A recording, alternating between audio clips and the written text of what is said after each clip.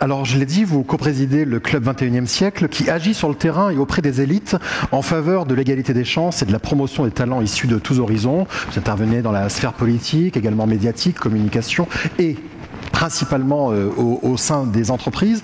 Est-ce qu'on peut commencer par essayer d'éclairer ces deux gros mots que sont inclusion et diversité? Je dis ça parce que seuls 54% des actifs déclarent, selon Indeed, comprendre ce qui se cache derrière ces termes.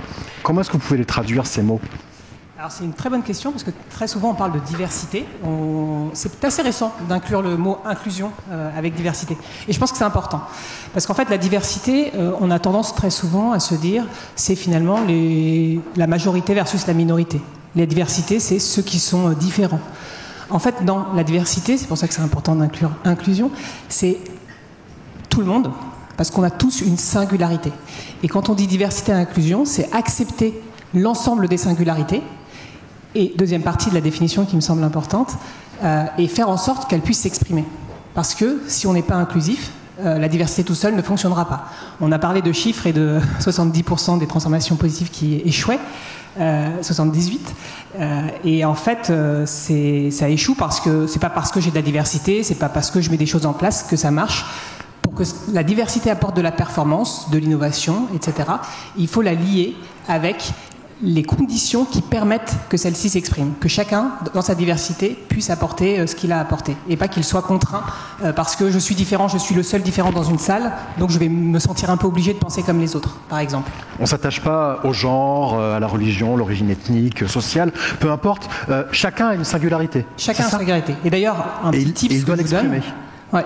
Moi, quand je commence une réunion, une grosse réunion, je ne fais pas forcément tout le temps, je commence par faire un tour de table, que chacun se présente et dise quelle singularité, quelle diversité il apporte aujourd'hui autour de la table. C'est une bonne façon de faire en sorte qu'on l'exprime et donc qu'on l'exprimera tout au long de la réunion. Et donc ça permet à chacun de se positionner un petit peu différemment par rapport à ces questions en fait. Et ça rend les choses plus faciles en termes d'inclusion. En fait, c'est d'accepter que chacun apporte quelque chose et chacun est différent. Et donc effectivement de pouvoir exprimer cette différence pour qu'elle apporte son lot de positivité qu'elle n'aura que si elle peut s'exprimer. Alors sur ces questions d'inclusion, de diversité, évidemment il y a beaucoup de problématiques liées aux discriminations. Parfois elles sont inconscientes, souvent tues. 68% des personnes interrogées trouvent que ce sujet est assez difficile à aborder. Comment est-ce qu'on peut faire sur ce terrain-là? Alors, c'est difficile et moi je suis quelqu'un de très optimiste, donc je vois le verre à moitié plein. C'est à la fois difficile et ça n'a jamais été aussi facile, parce qu'il y a un momentum. Certains ont fait des lois, vous en avez parlé ce matin, c'est important parfois, mais je pense que c'est presque pas tellement nécessaire aujourd'hui. Pour moi, il y a eu un avant et après George Floyd, qui est un moment assez clé, qui, même si ça s'est passé aux États-Unis, a ouvert un peu le débat et a obligé même la société française à se poser des questions. Et aujourd'hui, les entreprises, elles s'intéressent à ce sujet pour deux grandes raisons, j'ai envie de dire. La première, c'est le portefeuille, c'est-à-dire que les investisseurs, c'est pas juste parce qu'on est performant quand on est plus divers, mais les investisseurs nous oblige quelque part à faire ce travail et à inclure de la diversité.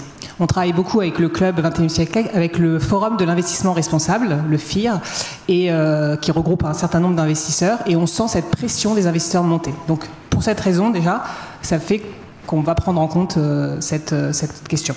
Et la deuxième question, on en a aussi parlé tout à l'heure, c'est les talents.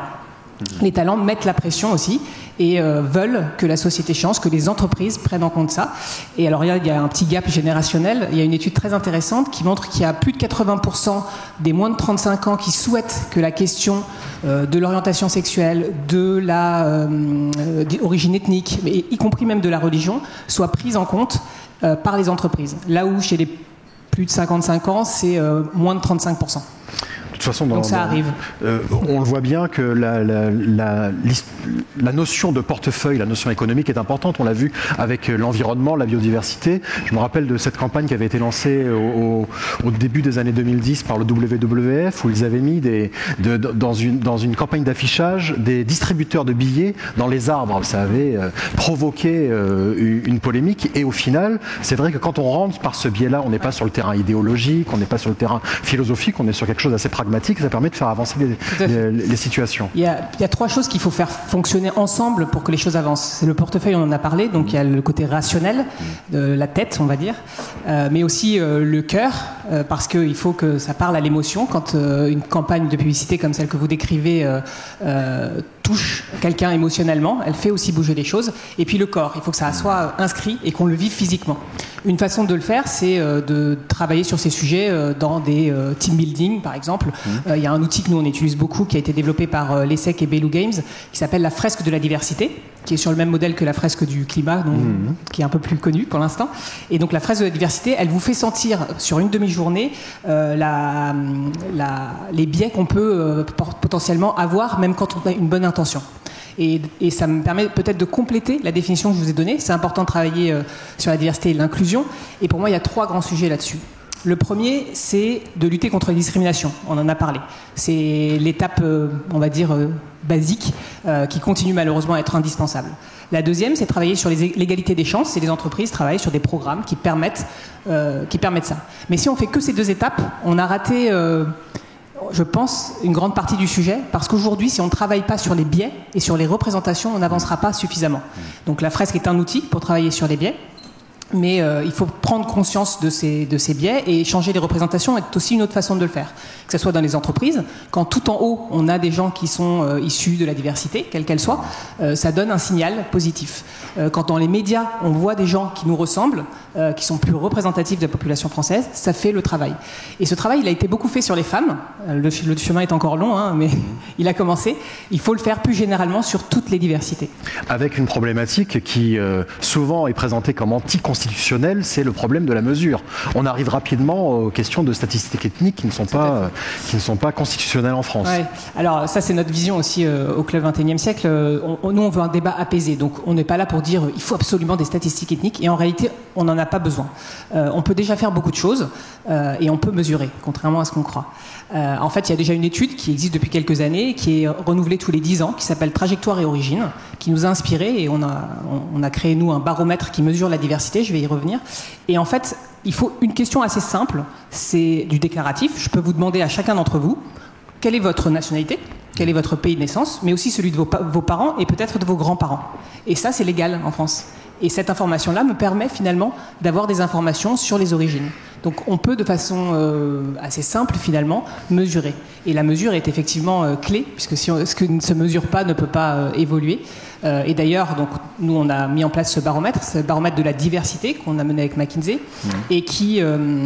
on l'a fait d'ailleurs avec AXA qui a participé. Il y a 9 entreprises qui ont participé à la première édition et on renouvelle cette année avec une deuxième édition qu'on espère avec plus de participants. Et donc on posait des questions sur pays de naissance, etc. On mesurait la diversité d'origine et la diversité socio-économique.